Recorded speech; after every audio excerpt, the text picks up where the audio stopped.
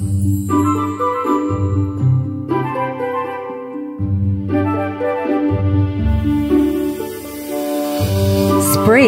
is the best season of the year for many people. Warm, sunny days, the earth springing forth with new life.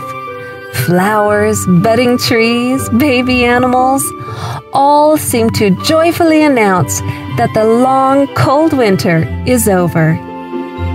No other springtime custom encapsulates these celebrations of new life quite like Easter.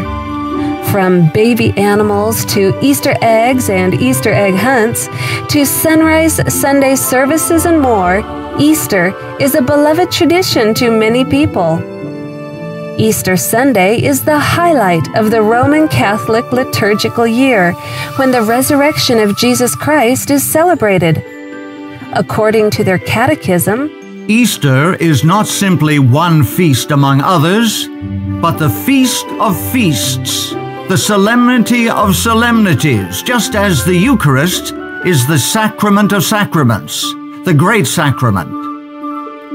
Saint Athanasius calls Easter the Great Sunday, and the Eastern churches call Holy Week the Great Week, the mystery of the resurrection in which Christ crushed death.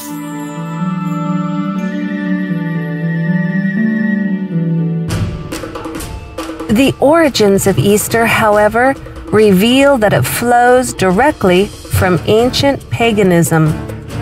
Shortly after the flood, Nimrod re-established idolatry in the earth. After his death, Nimrod was promoted as the original sun god. His widow, Semiramis, was called the Queen of Heaven. Various cultures continued the idolatry of these original pagans under different names. To the Egyptians, Semiramis was Isis. To the Babylonians, she was Beltis, consort to the god Bel. To the Canaanites, she was Astarte.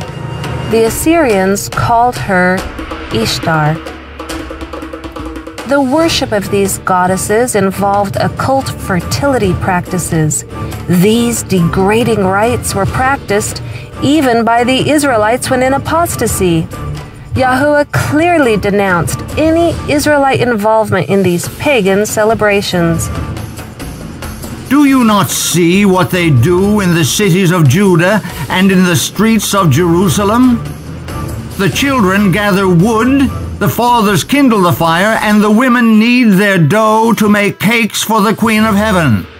And they pour out drink offerings to other gods, that they may provoke me to anger. And he said to me, Turn again, and you will see greater abominations than they are doing. So he brought me to the door of the north gate of Yahuwah's house, and to my dismay, women were sitting there, weeping for Tammuz. Modern Easter has no basis in the pure religion of heaven. All of its traditions are pagan. Rabbits and dyed Easter eggs symbolize fertility. Hot cross buns were the cakes offered to the Queen of Heaven. The 40 days of weeping for Tammuz are now the 40 days of Lent leading up to Easter. Sunrise services were performed by pagan priests to honor the sun god. Celebration of Easter does not honor the death and resurrection of the Savior. Participation in pagan practices honors Satan. No amount of renaming it by Christian names can purify Easter of its pagan origins. Easter is much more than a pagan impostor pretending to be Christian, lurking behind the pretty facade. Easter is a cover-up for the greatest fraud of all time, a calendar change which hides the true day of the resurrection and the true seventh-day Sabbath. As the years passed and the first Christians died, paganism began to corrupt the once pure faith.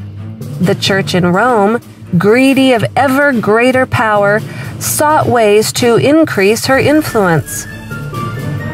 To conciliate the pagans to nominal Christianity, Rome, pursuing its usual policy, took measures to get the Christian and pagan festivals amalgamated, and by a complicated but skillful adjustment of the calendar, it was found no difficult matter in general to get paganism and Christianity, now far sunk in idolatry, in this as in so many other things, to shake hands.